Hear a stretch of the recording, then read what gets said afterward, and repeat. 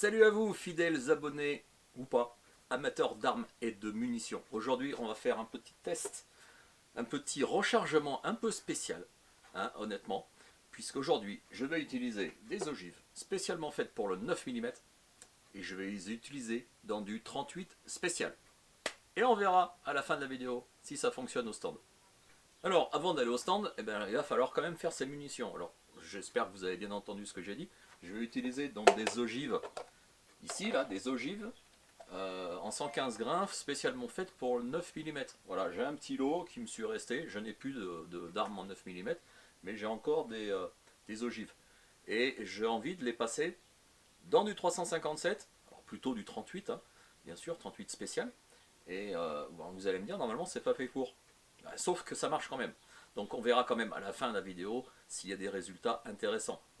L'ogive fait 355 et je les ai mesurés, elles sont vraiment 355 de diamètre, alors que normalement on demande plutôt du 356, 357 plutôt, pour justement faire du 38. Qu'est-ce qu'on va avoir besoin? On va bien sûr avoir besoin d'un jeu d'outils, on va avoir besoin d'étui, on a besoin d'amorces et de poudre, et bien sûr d'une table de rechargement. Donc on va regarder dans les tables de rechargement, à la fois chez Vitavori et à l'achat chez Vectan, ce qu'on peut trouver pour nous aider justement à utiliser ces ogives en 115 grains. Vous allez voir que ça va être un petit peu compliqué. Alors, les tables de rechargement, on va en parler tout de suite. Je vais utiliser celles que j'utilise d'habitude, voilà, je m'embête pas trop. Ce sont des vieilles tables, enfin, vieilles ou modernes, enfin récentes, ça ne change pas grand chose. Alors des fois il faut quand même faire attention, parce qu'il est arrivé que chez Vitavori par exemple, pour certains calibres, on pouvait changer d'amorce, en passant de l'amorce, je sais pas moi, en imaginant que ça soit small pistol magnum à small pistol ordinaire. Donc il faut quand même un petit peu être à jour. Moi ce sont des vieilles tables que j'ai téléchargées donc de chez Vectan, elles datent à peu près je dirais une bonne dizaine d'années, mais ça reste quand même à jour. Voilà. Ensuite, j'ai des tables de chez Vectan. Alors ça, c'est vraiment pas vraiment Vectan, Vectan. C'est des tables de chez Gerbrand. Donc, il faut quand même faire un petit peu attention au Gerbrand, parce que parfois, il peut y avoir des erreurs.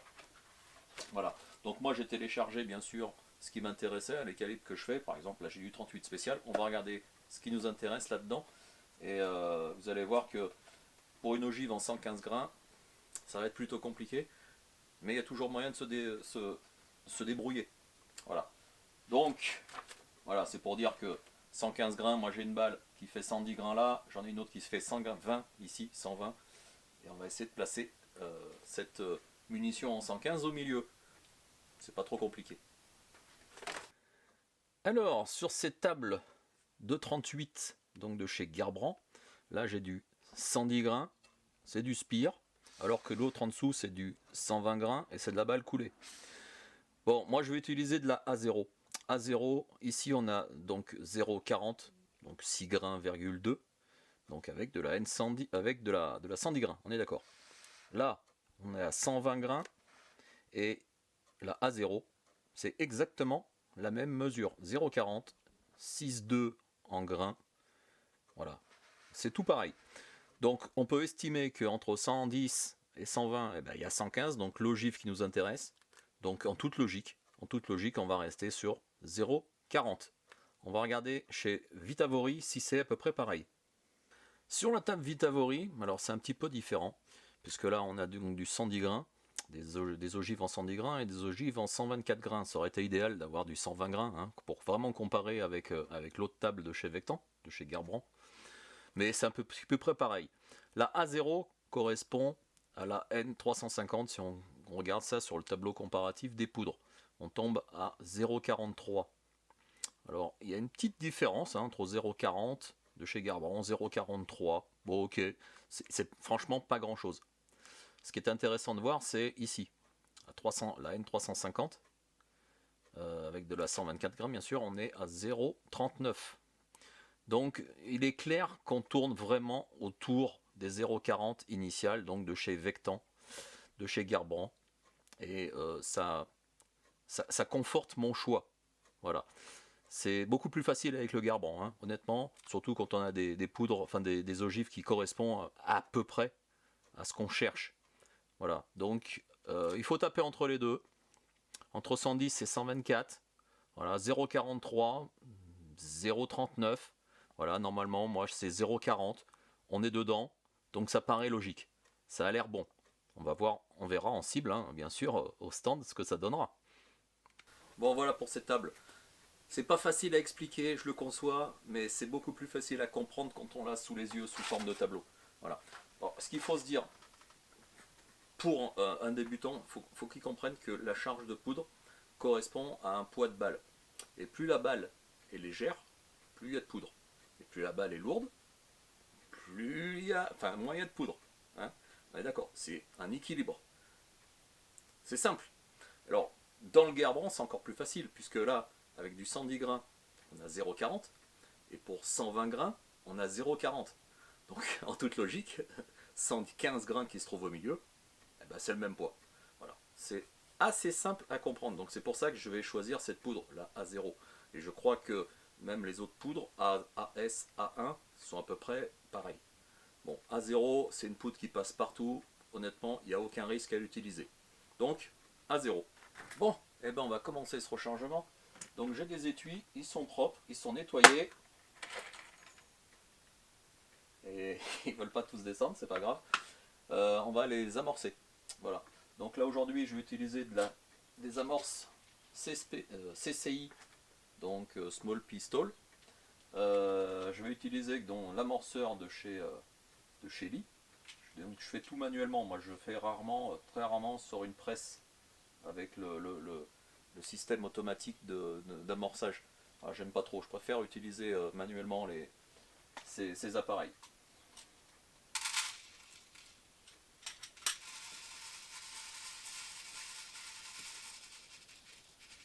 Voilà, c'est dans l'ordre, c'est à l'endroit.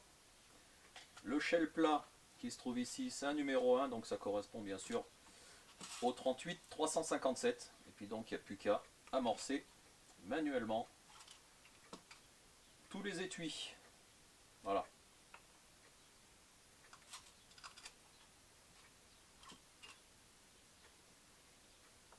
Voilà, donc je les ai toutes réamorcées. Alors j'ai peut-être commis une petite erreur. Voilà, peut-être que certains vont me faire la remarque. Mais j'ai d'habitude, avant de réamorcer mes étuis, je les évase tous. Pourquoi?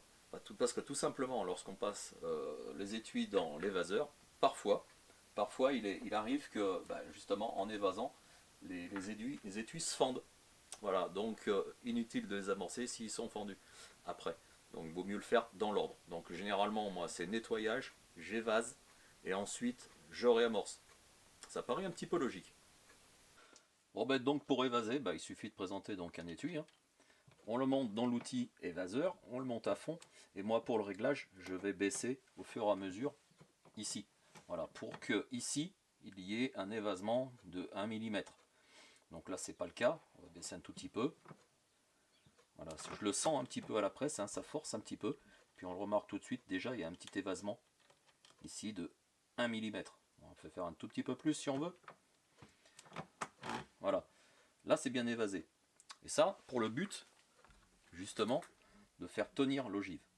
L'ogive qui est en 355 pour une ogive, un étui de 357. Donc là, pour l'instant, ça tient correctement. Voilà, pour plus de rapidité, on peut utiliser ce genre de petit accessoire que l'on trouvait jadis sur Facebook et qui est bien pratique. C'est un gain de rapidité énorme. Ça n'a pas l'air comme ça, mais ça marche bien. Bon, voilà, tous les étuis sont donc amorcés et évasés. Pour la poudre, écoutez, moi je vous laisse soin d'utiliser ce que vous avez. Moi j'utilise une Gen 6 parce que je demande d'avoir un petit peu de précision. Ça marche plutôt bien, mais une doseuse manuelle, hein, comme la doseuse de débutant de chez Lee par exemple, va très bien. Il faut juste tapoter dessus pour que ça se tasse correctement. Mais ça c'est valable pour n'importe quelle doseuse manuelle qu'on tourne à la main comme ça. Il faut que le poids de la poudre soit constante, ce qui permet d'avoir une charge assez régulière.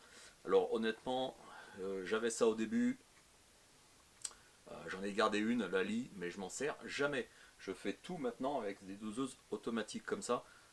Certes, ça a un certain coût, mais c'est vite rentabilisé. Hein. Alors rentabilisé, c'est tout, c'est peut-être un peu exagéré parce que en rechargement ou en tir en général, tir de loisir, le loisir, ça a un coût. Voilà, si vous voulez que ça coûte rien, ben, faut pas faire de tir, tout simplement. Donc ça, c'est le genre de machine qui marche très bien. Vous avez RCBS, vous avez Francfort Arsenal. Ben ça dépend du budget que vous avez, parce que RCBS, croyez-moi, c'est hors de prix. En tout cas, pour ma bourse, ça va très bien. Honnêtement, ça va très bien. Et ça fait des années que je l'ai, et ça fonctionne toujours aussi bien. 0,40, 2 à 0, ça fait pas beaucoup. On met ça dans un étui, hop, on tapote pour que ça descende bien. Et je m'aperçois que en fait, ça c'est un entonnoir de chez Liman, de mémoire, et normalement qui est anti-électrostatique, sauf que ça colle à l'intérieur. Donc il faut quand même bien regarder ce qu'on fait, et il faut tout faire descendre. Donc qu'est-ce qu'on utilise? Eh ben, on utilise un petit pinceau pour tout faire descendre, petit pinceau fourni par Liman, et on fait descendre tout ça dedans. Honnêtement, c'est la première fois que ça m'arrive. Hein. Ce n'est pas absolument pas normal que ça colle alors que c'est vendu pour être un entonnoir anti-statique. Voilà. Et il en reste encore un peu. Vous voyez, il faut faire quand même attention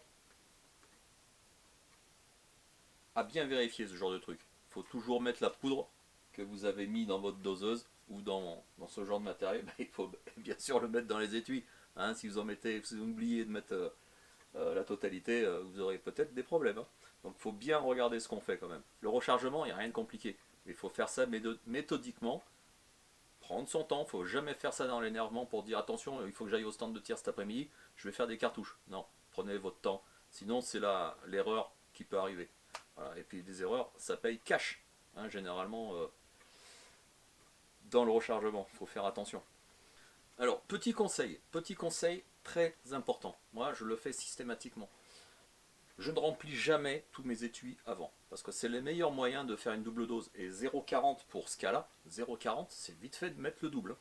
Donc, moi, systématiquement, je prends un étui, je le remplis, normalement, je mets la dose de poudre, et je mets un étui, une ogive, pardon, je mets une ogive dedans. Et comme ça, je suis sûr que je peux passer à une autre, et je ne fais jamais de double dose.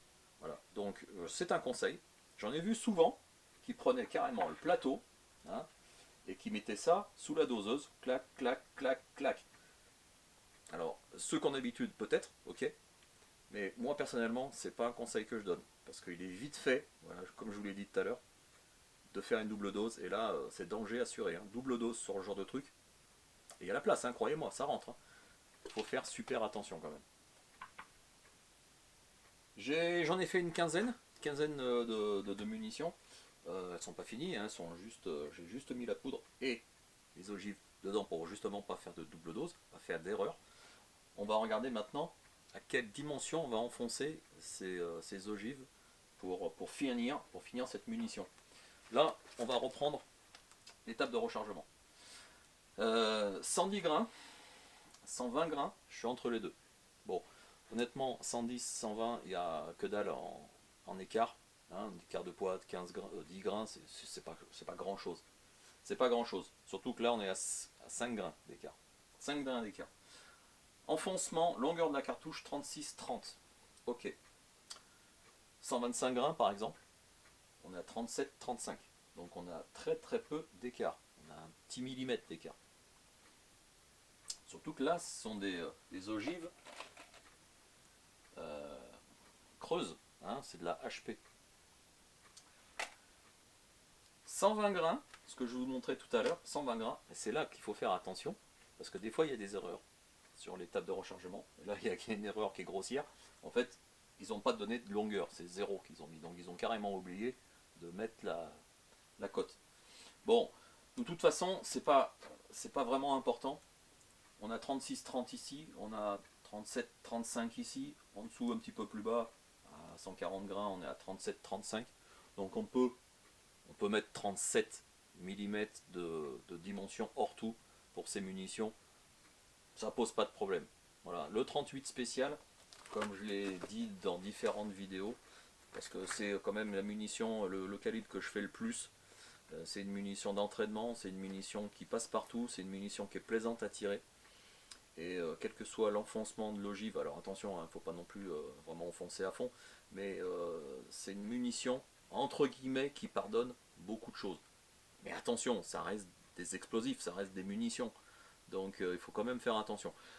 Le 38, c'est une cartouche qui est super intéressante. C'est pas violent, ça peut être très régulier, ça peut être très précis. Voilà, franchement, c'est un calibre de débutant. Si quelqu'un devait commencer le rechargement, ben moi je lui conseillerais de commencer le 38. C'est un calibre qui est hyper facile à faire.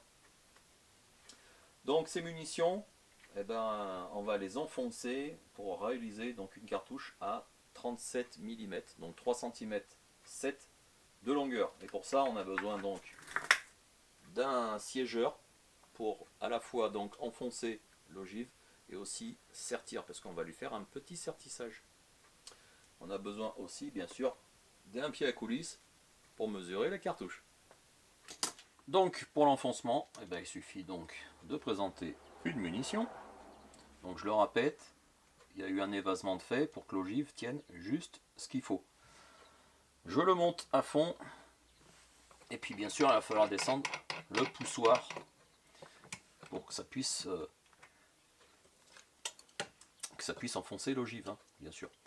Alors, qu'est-ce qu'on a mis ici directement? Alors là, on a 38, 23. Voilà, 38, 23.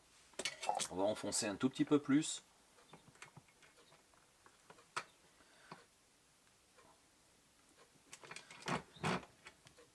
Là, ça a fait un petit sertissage roulé.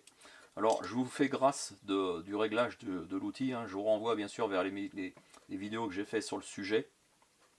Vous voyez, j'ai 37, 63.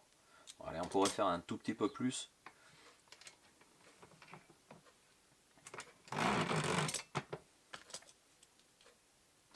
Qu'est-ce qu'on a là?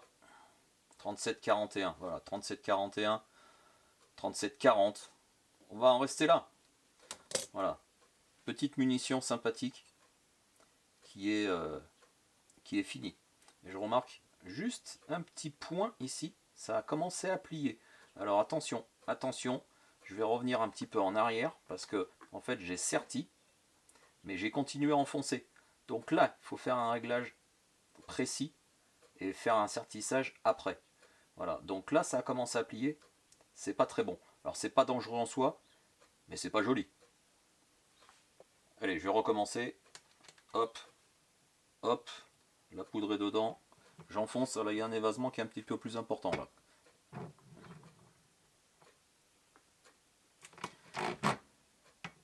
Voilà. Là, c'est correct. Là, c'est correct. Et qu'est-ce qu'on a? 37, 80, 37, 50, 37, 50. Voilà. Munitions finies. Alors voilà pour ces 38, donc un petit peu spécial, hein, carrément spécial, puisque ce sont des ogives donc en 355 qui sont destinées au 9 mm. Vous avez vu que ça marche. L'ogive, honnêtement, elle tient sans problème. Voilà. Elle tient sans problème, il faut faire un beau petit sertissage. Alors vous avez remarqué, j'ai commis une erreur en vous montrant ces images, c'est-à-dire que j'ai fait un sertissage et après j'ai voulu renfoncer l'ogive. Et non, ça tient tellement bien avec le sertissage qu'en fait, quand vous appuyez en voulant enfoncer cette ogive, eh ben, vous n'allez pas enfoncer l'ogive, c'est tout l'ensemble que vous allez enfoncer. Et ça va déformer l'étui. Donc c'est pour ça que l'intérêt, c'est de faire un modèle à blanc, sans rien, sans amorce, sans poudre, correctement régler les outils préalablement. Et à ce niveau-là, vous n'aurez pas de problème. Voilà. Donc c'est pour ça que je préfère un petit peu vous montrer à la fois ce qu'il faut faire et ce qu'il ne faut pas faire. Alors je ne l'ai pas fait exprès, mais la preuve, c'est que là, il y a un petit fil, ça fait un petit pli, c'est pas joli, c'est pas dangereux, mais c'est pas joli. Donc et puis ça va rentrer dans l'arme, hein, c'est pas un problème. Hein. Mais voilà, c'est désagréable de faire une petite erreur comme ça. Mais tout le monde y arrive. hein, tout le monde y arrive, et tout le monde peut y arriver aussi à faire des erreurs. La preuve, moi ça fait 15 ans que je fais des rechargements, et bêtement j'ai fait une petite erreur, mais je rectifie tout de suite avec les autres.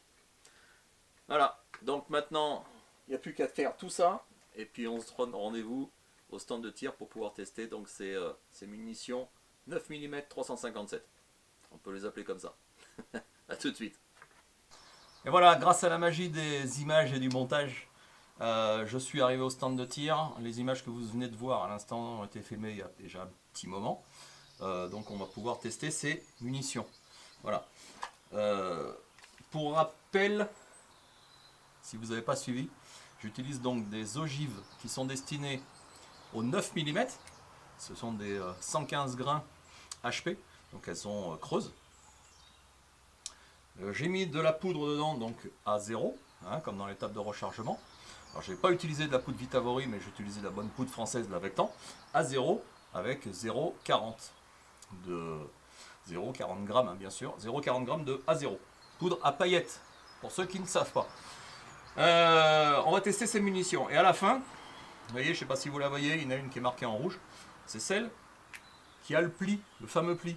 Et je vais vous montrer ce que ça donne après avoir tiré. Je pense qu'il y a certaines personnes qui vont être intéressées de savoir qu'est-ce qui se passe quand il y a un petit défaut sur une douille, sur un étui comme ça. Est-ce que ça le remet droit, est-ce que ça le remet pas droit? Écoutez, on va voir ça ensemble, hein, c'est tout simple. J'ai mis la cible à 25 mètres. Honnêtement, je ne sais pas du tout ce que ça va donner. C'est une expérience. Hein. 9 mm, 355 de diamètre. 0,355. Pour normalement du 38 qui est plutôt 0,357. Il y a très peu d'écart, hein, on est d'accord. Hein. Est-ce que ça va marcher? Est-ce que ça va pas marcher? Est-ce que ça va être précis? Est-ce que ça va pas être précis? Voilà, c'est le but de ce petit test, entre guillemets. Voilà, qui reste totalement amateur. Voilà. Donc je ne suis un amateur, je suis un tireur du dimanche comme vous. Si vous me regardez, c'est parce que vous êtes intéressé par mes vidéos. En toute simplicité, voilà, c'est sans chichi, à chaque fois je le dis, mais c'est un peu rébarbatif. Mais voilà, je m'amuse, j'essaye de vous montrer un petit peu ma passion qui est le tir sportif, tir de loisir, avec n'importe quelle arme. Hein. Ça peut être arme Seconde Guerre mondiale, Première Guerre mondiale très peu, arme de poing, alors j'en ai peu. Et je suis pas très bon en arme de poing, un petit peu plus meilleur quand même avec celui-là, c'est un peu logique, c'est une arme un peu plus moderne. Je vais brancher la caméra donc à 25 mètres et on teste ces munitions. Est-ce qu'elles vont être bonnes? Ça va être la surprise, hein, honnêtement. Allez, c'est parti. Je vais tirer 2 barilles de 6. On va voir ce que ça donne. Vous avez vu dans les images précédentes, lorsque j'étais à l'atelier, chez moi, c'est relativement facile hein, faire ces munitions. Honnêtement, j'avais l'habitude. Alors, petite anecdote au passage. Lorsque j'ai commencé le rechargement de cette arme et de ce calibre-là, j'ai fait du 38 watt cutter. Et bizarrement, j'avais acheté, ce que j'avais trouvé à l'époque, c'était des watt cutters de chez Ball Europe. Et je m'étais trompé en les achetant. J'avais acheté du 0,355. Et lorsque je les mettais dans les douilles, dans les étuis, ça descendait directement au fond.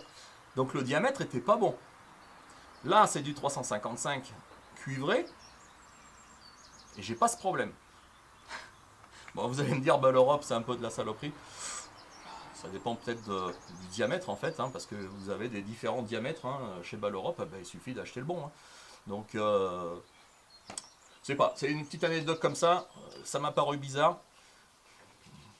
Bon, on va voir avec ces munitions, donc ogive en 9 mm. On va voir.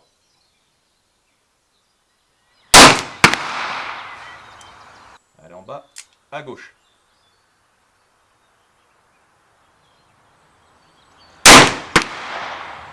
En bas, à gauche.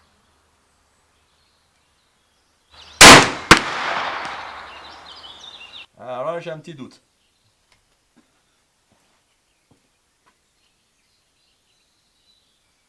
Ah, elle est dans le 8. Alors je vise plein pot, hein, bien sûr. Hein.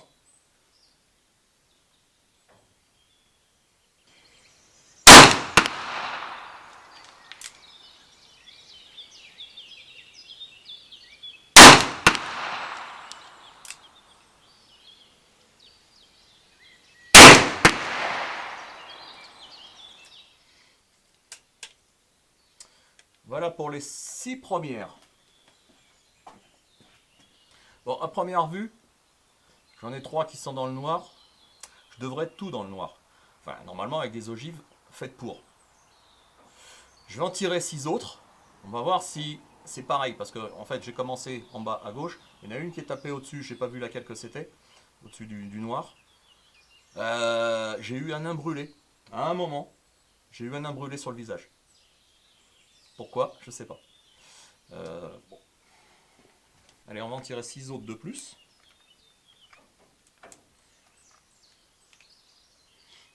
Donc c'est une expérience que tout le monde peut faire. Hein. Honnêtement, vous avez vu, là j'ai tiré un barillet.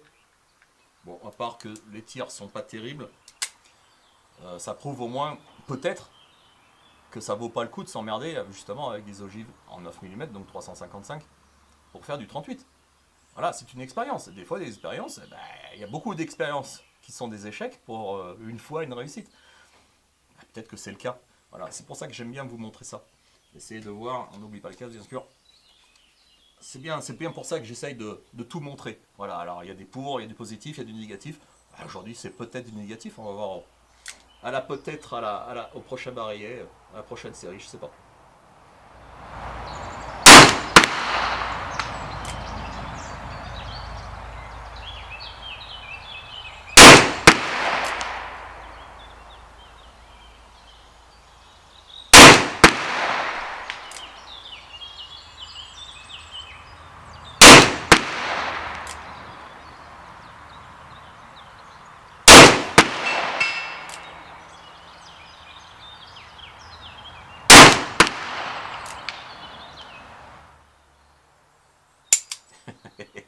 Je me suis fait avoir. Allez, résultats. Enfin, vous les avez déjà vus. Bon, vous avez vu les résultats, en même temps que moi. C'est encourageant. Bon, ça peut être beaucoup mieux, hein, mais je pense que c'est vraiment dû au diamètre qui est trop faible. Je verrai au montage si on voit une petite flamme. Je ne m'attends pas à une flamme hein, avec la A0. Le l'ogive dans le canon, elle va moins forcer. Les gaz vont peut-être se répandre plus rapidement. Alors ce qui aurait été sympa de voir, c'est avec un chrono. On aurait eu un chrono, voir dans les mêmes configurations, c'est-à-dire avec la même poudre, même quantité de poudre, voir à quelle vitesse sort la balle, par exemple en 355, et l'autre en 357. Alors normalement, ça frotte moins dans le canon quand c'est plus petit. Mais les imbrûlés, je pense que... Enfin, les imbrûlés, la combustion doit se faire dehors du canon, ou je sais pas. Voilà, je suis pas un spécialiste, mais en tout cas, il y a certainement des causes qui fait que c'est pas top. Voilà, généralement en 38 je suis bien meilleur. Généralement je suis dans le noir. Voilà, dans mes bons jours, hein. On est tous égaux devant la nature, des fois ça va pas.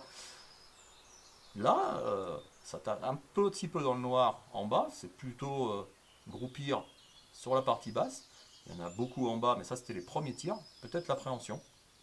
Il y en a 2 autres en haut. Non, c'est marrant, c'est intéressant.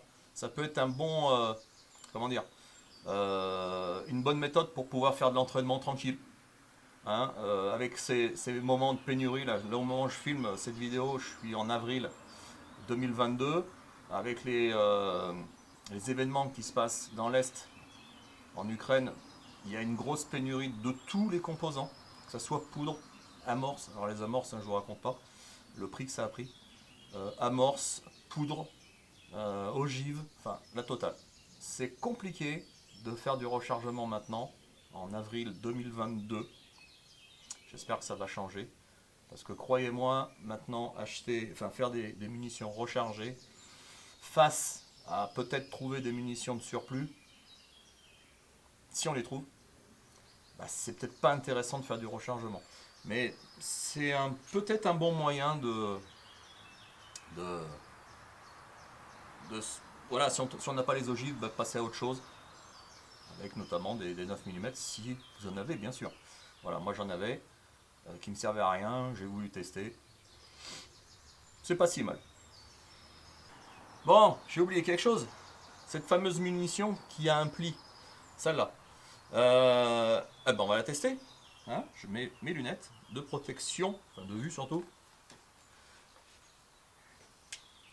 Le casque, la munition qui est dedans. Donc il y a un beau pli.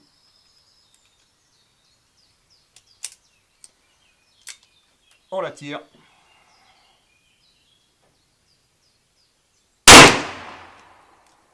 Ça a fonctionné. Qu'est-ce qu'elle dit?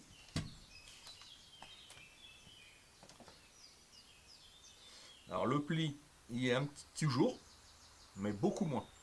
Voilà, beaucoup moins.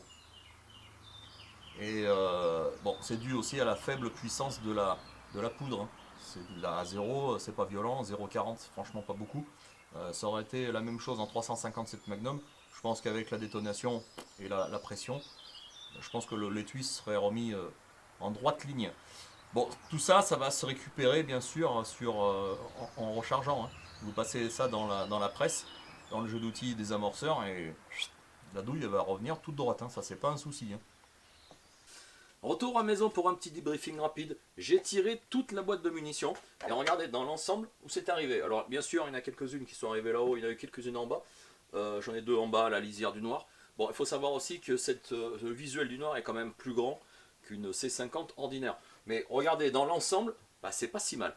Alors je me suis aperçu en tirant ces munitions, je vous ai dit tout à l'heure dans la vidéo, si vous avez bien suivi, que j'avais eu un résidu qui était m'arrivé dans le visage, c'est n'arrivé qu'une seule fois. Par contre, en tirant toutes ces munitions, en écoutant ce qui se passait, j'ai eu des fois des ploucs. Alors, des faiblesses au niveau de certaines munitions. D'autres, c'était beaucoup plus fort. Alors, je suppose, et je pense que certaines personnes vont peut-être être dans mon idée, il faut être très méticuleux au niveau du sertissage. Comme l'ogive est en 355 et tout le reste est en 357, eh ben, il va falloir sertir beaucoup plus fort. Parce que si c'est pas serti, voilà, la balle va partir tout de suite, elle est moins retenue. Donc je suppose, honnêtement, que ça vient de là, cette différence de sonorité lorsque je tirais. Et peut-être que justement les balles, entre guillemets, plus faibles, étaient plutôt aux alentours, autour de la cible, au visuel du noir. Voilà. Donc c'est intéressant. Est-ce que ça vaut le coup de prendre des étuis en 38 avec des ogives en 300, en 9 mm? Bah alors, regardez, déjà ça marche. Voilà, ça marche. Est-ce que c'est intéressant? Bah, pour une personne qui a envie de faire des petites munitions comme ça, pourquoi pas? Mais bon, c'est voilà, je dis que c'est intéressant. Est-ce que c'est valable de le faire tout le temps, tout le temps, tout le temps? Non, pas forcément. Mais voilà, ça a le mérite d'exister, ça a le mérite de fonctionner. Alors pourquoi pas? Ciao, à bientôt.